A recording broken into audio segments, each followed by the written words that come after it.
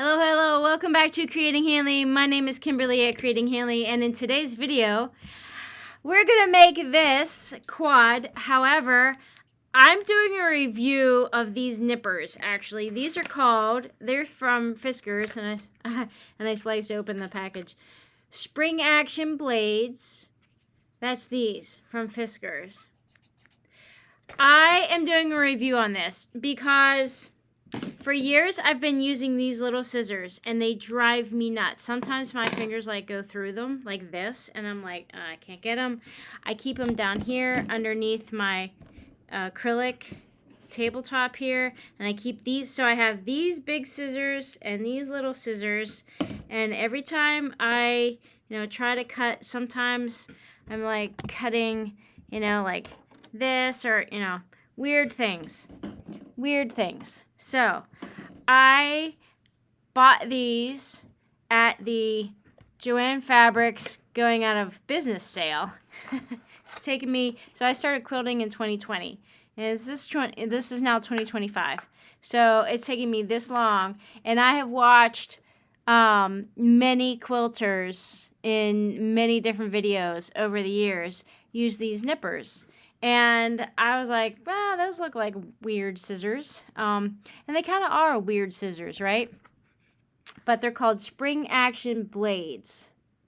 And reduces hand fatigue. And I was all about reducing hand fatigue because my day job, I'm a massage therapist. So I need to reduce hand fatigue. So anyway, long-winded, I'm going to create this by doing a bunch of and I already have them lined up, a bunch of chain piecing to make this little square, to make this little block, and I'm doing 4 of these to make this 4.5-inch block. Now, you've already seen this before. If you watched my quad video, I forget what I called it, postage stamp, crumb, scrappy, diamond quad quilt block, 4.5-inch. I think that's what it was called. That's what this is. I was making this in the video. And to do that, you make one of these. Well, one of these consists of 4 half-square triangles. And then you put 4 of these together to make this 4-patch. This is a 4-patch, but I called it a quad. So, before you get there, you have to put these little scrappy, tiny, teeny postage stamp 1.5-inch half-square triangles together, right? Scraps, crumbs.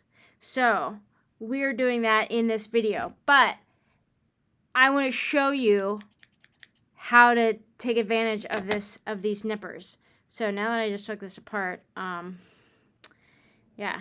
I hope that's right. Anyway, let's get started, shall we? Okay, so I'm just going to show you a bunch of sewing. At this point, I'm just running these through 1/4-inch seam allowance. Let me bring this a little closer.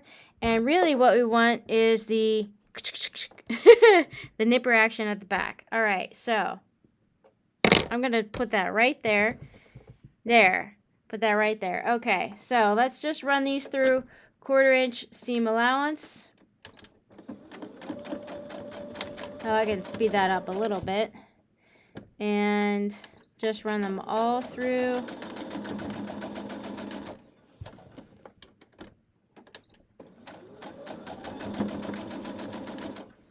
See, it goes pretty quick. Once you already have them lined up like I do, have them prepped and ready to go. I don't have any neat pins in them, but that's because it's really small. But it does go pretty quick once you already have them lined up.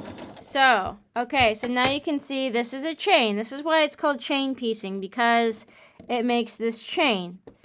Okay? So now what we do, actually I'm just going to take it off the machine. Here we go. So it makes this chain. Nice little necklace, right? So let's just do this. Look, guys.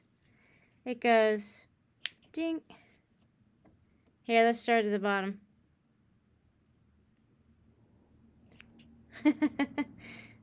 Ding, ding. There you go. All right. I love it. I know that was probably a really poor demonstration, but I love them. Now, I probably wouldn't be cutting fabric with this. Like, I wouldn't, it's just to trim threads, you know. If there's a little extra thread here that you want to trim that, trim, right? That's what those are for. Little extra piece right here, just trim like that. Okay. Now, maybe, just maybe, I can iron this real quick, and maybe we could do another chain piece. I don't know. The video might be too long. But suffice it to say, I like these so far. Now, this is my second day of using them, and I like it so far. What could possibly be the downside? I'm trying to think what might be the downside. Like, it's a very specific tool. Like, you can't really be cutting a whole lot of fabric with this. It's really just for trimming off, you know, cutting between chain piecing, like what I just did, or trimming off, you know, little fuzzes, like little, you know, extra threads. What else would be the downside? If these blades wear thin, like there's actually little screws here. You could potentially take those blades off, sharpen them, and then put them back on. So that's a bonus. That's not a negative. I don't know what the negatives would be. If anybody has these and there's anything wrong with these, like, what do you not like about these? So put that in the comments. What do you like about these? And what do you not like about these? I think they're really easy to use. Now, I don't have arthritis in my hands.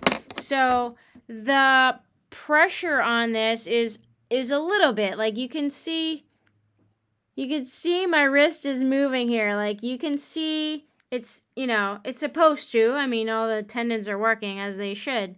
But it takes a little bit of effort. So if you have arthritis, like especially in your fingers, but you can like use them all. So that's one nice thing. The thing about this is you're only doing this. And this is a little bit, I don't know, it's my fingers like always push up in there for some reason, and sometimes it gets awkward.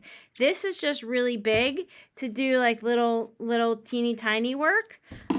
But this is like the perfect size. And because you can use your whole hand, this part, the thenar eminence, and you know, all your fingers, you can maybe, even if you have arthritis or if you have less strength in your hand or maybe a coordination thing going on, I would highly recommend using these because it doesn't take much effort.